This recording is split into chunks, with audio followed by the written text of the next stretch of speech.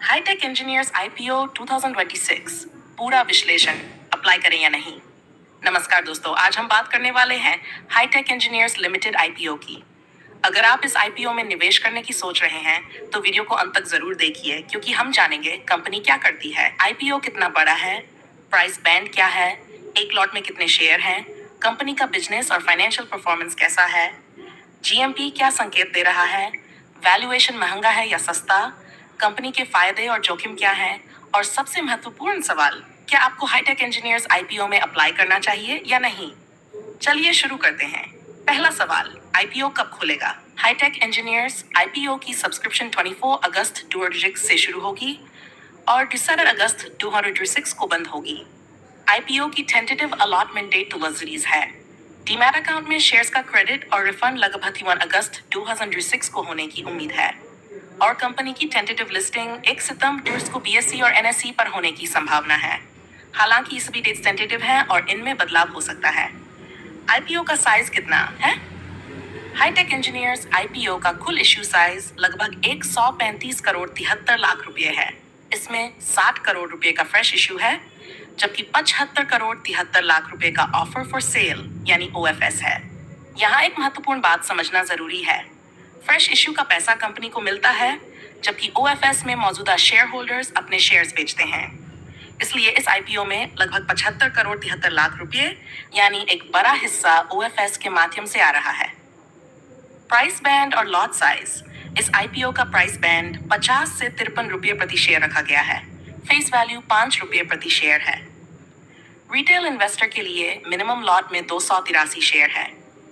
अगर आप अपर price band यानी 53 रुपये पर एक लॉट के लिए आवेदन करते हैं तो आपका मिनिमम इन्वेस्टमेंट होगा 14,999 रुपये यानी लगभग 15,000 रुपये। रिटेल इन्वेस्टर अधिकतम 13 लॉट्स यानी 3,669 शेयर्स के लिए आवेदन कर सकता है। जीएमपी क्या बता रहा है। अब आते हैं आईपीओ के सबसे चर्चित हिस्से पर, जीएमपी यानी ग्रे मार्केट प्रीमियम। आपके दिए गए आंकड़ों के अनुसार 21 अगस्त 2026 को जीएमपी लगभग 22 रुपये है। अपर प्राइस बैंड 53 रुपये है। अगर यही जीएमपी लिस्टिंग तक बना रहता है तो अनुमानित लिस्टिंग प्राइस लगभग 75 रुपये हो सकती है, यानी 53 रुपये के इश्यू प्राइस की तुलना में लगभग 22 रुपये या करीब 41% का संभावित प्रीमियम दिखाई दे रहा है। लेकिन दोस्तों, यहाँ बहुत सावधानी जरूरी है। जीएमपी ऑफिशियल डेटा नहीं है। ये ग्रे मार्केट की गतिविधियों पर आधारित एक इंडिकेटिव नंबर है और लिस्टिंग गेन की कोई गारंटी नहीं देता। इसलिए केवल जीएमपी देखकर आईपीओ में निवेश करना सही जानते हैं कंपनी क्या करती है। हाईटेक इंजीनियर्स लिमिटेड की स्थापना 1978 में हुई थी। कंपनी मुख्य रूप से हाइड्रोलिक फिटिंग्स बनाती है। इसके प्रोडक्ट्स में tin metric fittings, JIC fittings, O-ring face seal fittings, conversion fittings, mesh fittings और सॉफ्ट सील फिटिंग्स शामिल हैं। कंपनी के पास 3,500 से अधिक प्रोडक्ट्स का कैटलॉग है और यह 10,000 से अधिक फिटिंग वैरायटीज का उत्पादन करती है। कंपनी का बिजनेस मॉडल मुख्य रूप से B2B यानी बिजनेस टू बिजनेस है। ये डोमेस्टिक के साथ साथ इंटरनेशनल मार्केट्स में भी काम करती है। इसके कस्टमर्स में OEM यानी ओरिजिनल इक्विपमेंट मैन्युफैक्चरर्स और इंडस्ट्रियल कस्टमर्स शामिल हैं। कंपनी ऑथराइज्ड डिस्ट्रीब्यूटर्स और डिस्ट्रीब्यूट पार्टनर्स के नेटवर्क के माध्यम से भी अपने प्रोडक्ट्स बेचती है। कंपनी की मैन्युफैक्चरिंग फैसिलिटीज। कंपनी की 4 मैन्युफैक्चरिंग फैसिलिटीज हैं। ये फैसिलिटीज थेन, पुणे के शिरवाल, नशीक और पिथमपुर में हैं। 31 मार्च 2025 तक कंपनी में 425 परमानेंट एम्प्लॉइज और लगभग 260 कंट्रैक्चुअल वर्कर्स थे। कंपनी आईपीओ से मिलने वाले पैसे का क्या करेगी। अब सबसे महत्वपूर्ण बात, आईपीओ से मिलने वाले पैसे का इस्तेमाल कंपनी कहां करेगी। लगभग 29 करोड़ 97 लाख रुपए मशीनरी और इक्विपमेंट खरीदने तथा एक्सपेंशन के लिए इस्तेमाल किए जाएंगे। एक्सपेंशन मुख्य रूप से कवत यूनिट, शिरवाल यूनिट और पिथामपुर यूनिट 1 से जुड़ा है। दूसरा बड़ा उद्देश्य है लगभग 16 करोड़ रुपए के आउटस्टैंडिंग बोरोइंग्स का पूरा या आंशिक रिपेमेंट या प्रीपेमेंट। बाकी रकम जनरल कॉर्पोरेट पर्पसेस में इस्तेमाल की जाएगी। ये एक पॉजिटिव पॉइंट है कि आईपीओ प्रोसीड्स का एक हिस्सा एक्सपेंशन और डेट रिडक्शन में इस्तेमाल हो रहा है। अब आते हैं फाइनेंशियल परफॉर्मेंस पर। अब किसी भी आईपीओ में सबसे महत्वपूर्ण चीज होती है कंपनी की फाइनेंशियल परफॉर्मेंस। हाईटेक इंजीनियर्स का टोटल इनकम वित्त वर्ष 2024 में लगभग 141 करोड़ 17 लाख रुपये था।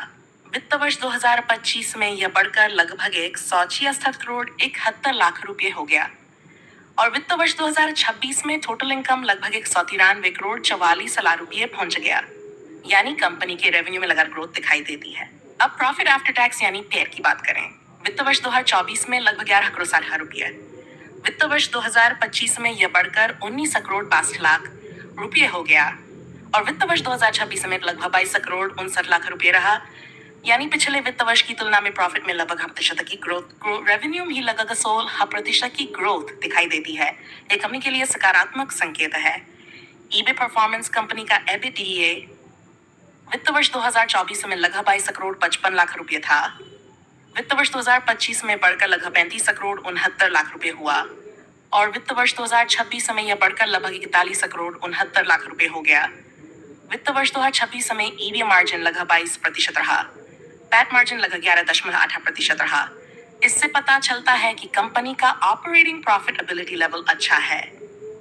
डेट की स्थिति, अब डेट यानी कर्ज की बात करते हैं। कंपनी की टोटल बारोइंग वित्त वर्ष 2024 में लगभग 40 करोड़ 84 लाख रुपए थी, वित्त वर्ष 2025 में यह बढ़कर लगभग 43 करोड़ 53 लाख रुपए हुई, लेकिन वित्त वर्ष 2026 में बोरोइंग घटकर लगभग 29 करोड़ 76 लाख रुपए रह गई, यानी हाल के वर्ष में कंपनी ने अपने बोरोइंग्स को कम किया है और आईपीओ प्रोसीड्स में भी लगभग 16 करोड़ रुपए डेट रिपेम लिए इस्तेमाल किए जाने हैं। यह एक पॉजिटिव फैक्टर माना जा सकता है। आरओई आरओसी कंपनी का आरओई यानी रिटर्न ऑन इक्विटी वित्त वर्ष 2026 में लगभग 20.20% है, आरओस लगभग 24.40% है। ये दोनों आंकड़े सामान्य रूप से अच्छे माने जा सकते हैं और कंपनी के कैपिटल के एफिशिएंट उपयोग का संकेत देते हैं। हालांकि आरओई पिछले साल के 21.39% से थोड़ा कम हुआ है, इसलिए ग्रोथ के साथ साथ प्रॉफिटेबिलिटी को आगे भी मॉनिटर करना जरूरी होगा। वैल्यूएशन कैसा है? अब सबसे महत्वपूर्ण सवाल, क्या आईपीओ की वैल्यूएशन सस्ती है?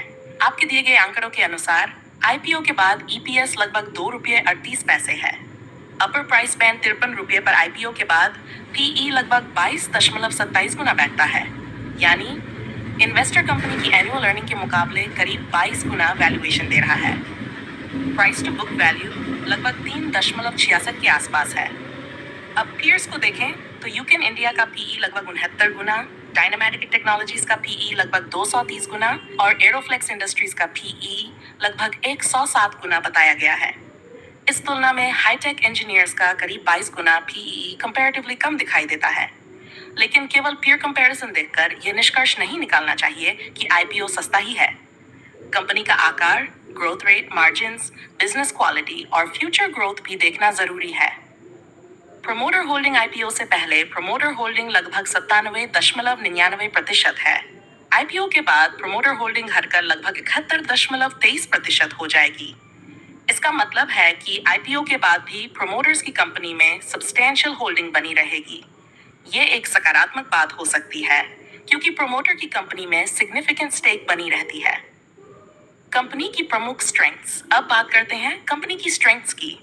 पहली स्ट्रेंथ लगभग 48 वर्षों का बिजनेस एक्सपीरियंस, दूसरी विस्तृत प्रोडक्ट पोर्टफोलियो, तीसरी 10,000 से अधिक फिटिंग वैरायटीज, चौथी 4 मैन्युफैक्चरिंग फैसिलिटीज, पांचवी डोमेस्टिक के साथ इंटरनेशनल मार्केट में प्रेजेंस, छठी ओईएम और इंडस्ट्रियल कस्टमर्स का डाइवर्सिफाइड बेस और सातवीं अच्छी प्रॉफिटेबिलिटी और रोस। लेकिन रिस्क भी है दोस्तों, हर आईपीओ में रिस्क होता है और हाईटेक इंजीनियर्स भी इससे अलग नहीं है। पहला रिस्क है, ये एक इंडस्ट्रियल B2B बिजनेस है, इसलिए इंडस्ट्रियल डिमांड में कमजोरी आने पर कंपनी के बिजनेस पर असर पड़ सकता है। दूसरा, कंपनी का बड़ा हिस्सा इंडस्ट्रियल कस्टमर्स और ओईएम डिमांड पर निर्भर है। तीसरा, रॉ मटेरियल प्राइसेस बढ़ने पर मार्जिन्स पर दबाव आ सकता है। चौथा, आईपीओ में लगभग 75 करोड़ 73 लाख रुपए का ओएफएस है, यानी इश्यू का बड़ा हिस्सा एग्जिस्टिंग शेयर होल्डर्स द्वारा शेयर्स बेचने का है। पांचवा रिस्क है, जीएमपी तेजी से बदल सकता है, इसलिए आज का 22 रुपये का जीएमपी लिस्टिंग के दिन भी 22 रुपये रहेगा, ये जरूरी नहीं है। फाइनल वर्डिक्ट, अप्लाई करें या नहीं?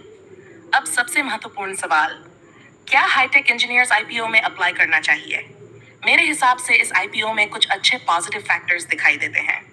कंपनी का पुराना ऑपरेटिंग ट्रैक रिकॉर्ड है, रेवेन्यू और प्रॉफिट में ग्रोथ है, ईबिटडीआ मार्जिन करीब 22% है, आरओस करीब 24% है, डेट में कमी आई है और आईपीओ प्रोसीड्स का एक हिस्सा एक्सपेंशन तथा डेट रीपेमेंट में इस्तेमाल होगा।